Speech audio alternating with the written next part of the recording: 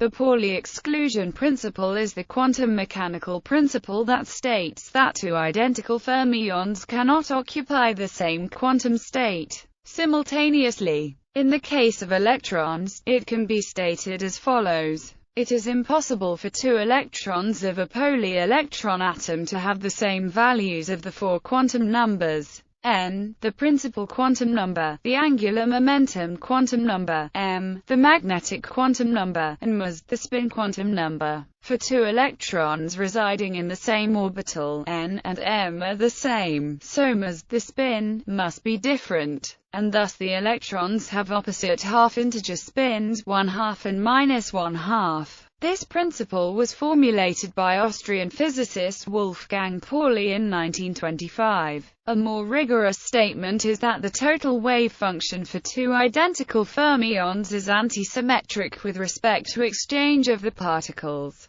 This means that the wave function changes its sign if the space and spin coordinates of any two particles are interchanged. Particles with an integer spin, or bosons, are not subject to the Pauli exclusion principle. Any number of identical bosons can occupy the same quantum state, as with, for instance, photons produced by a laser and Bose-Einstein condensate. Overview. The Pauli exclusion principle governs the behavior of all fermions, while bosons are not subject to it. Fermions include elementary particles such as quarks, electrons or neutrinos. In addition, protons and neutrons in some atoms are fermions, and are therefore subject to the Pauli exclusion principle as well. Atoms can have different overall spin, which determines whether they are fermions or bosons. For example, helium-3 has spin 1/2 and is therefore a fermion, in contrast to helium-4 which has spin 0 and is a boson. As such, the Pauli exclusion principle underpins many properties of everyday matter, from its large-scale stability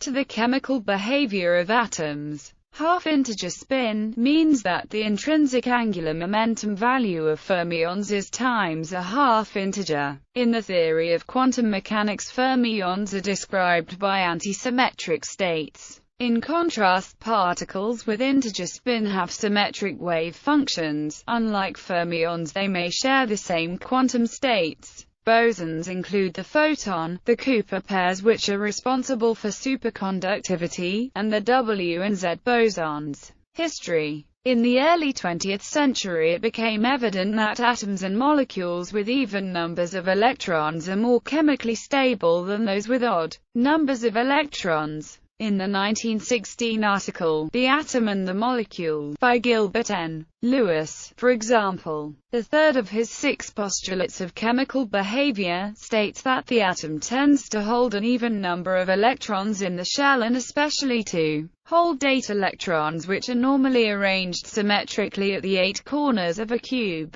In 1919, chemist Irving Langmuir suggested that the periodic table could be explained if the electrons in an atom were connected or clustered in some manner. Groups of electrons were thought to occupy a set of electron shells around the nucleus. In 1922, Niels Bohr updated his model of the atom by assuming that certain numbers of electrons corresponded to stable, closed shells. Pauli looked for an explanation for these numbers, which were at first only empirical. At the same time he was trying to explain experimental results of the Zeeman effect in atomic spectroscopy and in ferromagnetism. He found an essential clue in a 1924 paper by Edmund C. Stoner, which pointed out that, for a given value of the principal quantum number, the number of energy levels of a single electron in the alkali metal spectra in an external magnetic field, where all degenerate energy levels are separated, is equal to the number of electrons in the closed shell of the noble gases for the same value of n. This led Pauli to realize that the complicated numbers of electrons in closed shells can be reduced to the simple rule of 1 electron per state, if the electron states are defined using 4 quantum numbers.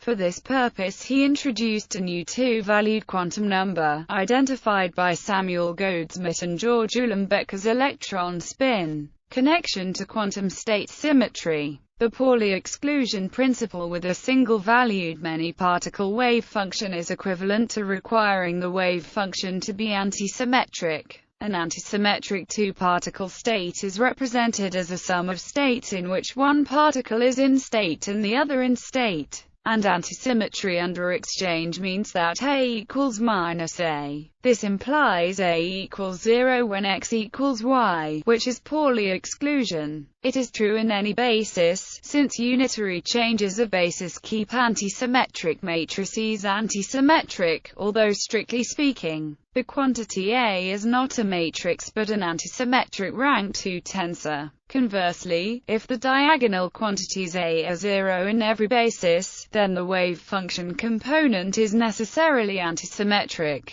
To prove it, consider the matrix element. This is 0, because the two particles have 0 probability to both be in the superposition state. But this is equal to the first and last terms on the right-sided diagonal elements and a 0, and the whole sum is equal to 0. So the wave function matrix elements obey, or Pauli principle in advanced quantum theory. According to the spin statistics theorem, particles with integer spin occupy symmetric quantum states, and particles with half-integer spin occupy antisymmetric states. Furthermore, only integer or half-integer values of spin are allowed by the principles of quantum mechanics. In relativistic quantum field theory, the Pauli principle follows from applying a rotation operator in imaginary time to particles of half-integer spin. In one dimension, bosons, as well as fermions, can obey the exclusion principle. A one-dimensional Bose gas with delta function repulsive interactions of infinite strength is equivalent to a gas of free fermions. The reason for this is that, in one dimension, exchange of particles requires that they pass through each other. For infinitely strong repulsion this cannot happen. This model is described by a quantum nonlinear Schrödinger equation.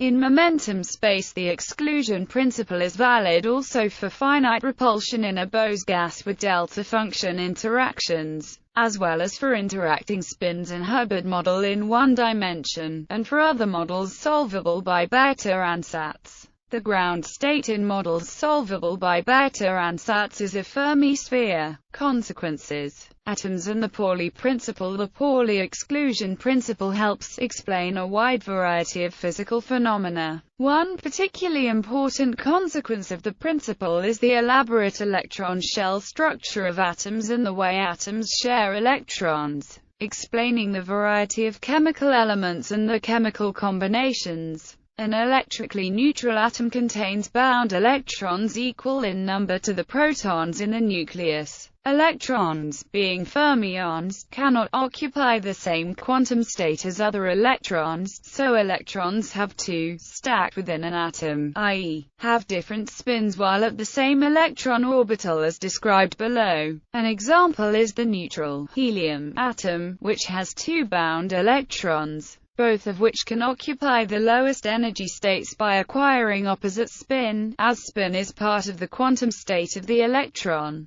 The two electrons are in different quantum states and do not violate the Pauli principle. However, the spin can take only two different values. In a lithium atom, with three bound electrons, the third electron cannot reside in a 1s state, and must occupy one of the higher energy 2s states instead. Similarly, successively larger elements must have shells of successively higher energy. The chemical properties of an element largely depend on the number of electrons in the outermost shell. Atoms with different numbers of occupied electron shells but the same number of electrons in the outermost shell have similar properties, which gives rise to the periodic table of the elements. Solid-state properties and the Pauli principle in conductors and semiconductors. There are very large numbers of molecular orbitals which effectively form a continuous band structure of energy levels. In strong conductors, electrons are so degenerate that they cannot even contribute much to the thermal capacity of a metal. Many mechanical, electrical, magnetic, optical and chemical properties of solids are the direct consequence of Pauli exclusion. Stability of matter. The stability of the electrons in an atom itself is unrelated to the exclusion principle, but is described by the quantum theory of the atom. The underlying idea is that close approach of an electron to the nucleus of the atom necessarily increases its kinetic energy, an application of the uncertainty principle of Heisenberg. However, stability of large systems with many electrons and many nucleons is a different matter, and requires the Pauli-exclusion principle. It has been shown that the Pauli-exclusion principle is responsible for the fact that ordinary bulk matter is stable and occupies volume. This suggestion was first made in 1931 by Paul Ehrenfest,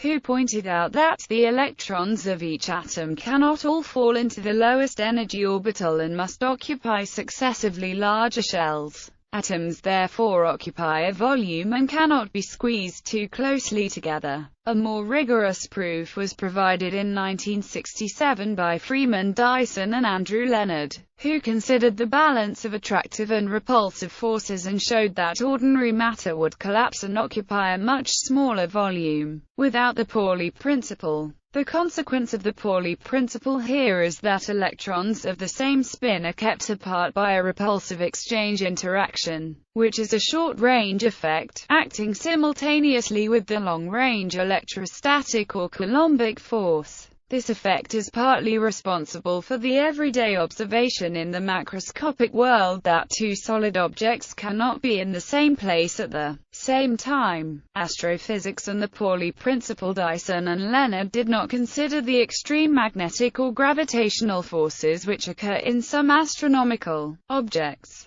In 1995, Elliott Lieb and co-workers showed that the Pauli principle still leads to stability in intense magnetic fields such as in neutron stars, although at a much higher density than in ordinary matter. It is a consequence of general relativity that, in sufficiently intense gravitational fields, matter collapses to form a black hole. Astronomy provides a spectacular demonstration of the effect of the Pauli principle, in the form of white dwarf and neutron stars. In both bodies, atomic structure is disrupted by large gravitational forces, but the stars are held in hydrostatic equilibrium by degeneracy pressure, also known as Fermi pressure. This exotic form of matter is known as degenerate matter. The immense gravitational force of a star's mass is normally held in equilibrium by thermal pressure caused by heat produced in thermonuclear fusion in the star's core. In white dwarfs, which do not undergo nuclear fusion, an opposing force to gravity is provided by electron degeneracy pressure. In neutron stars, subject to even stronger gravitational forces, electrons have merged with protons to form neutrons. Neutrons are capable of producing an even higher degeneracy pressure, neutron degeneracy pressure, albeit over a shorter range.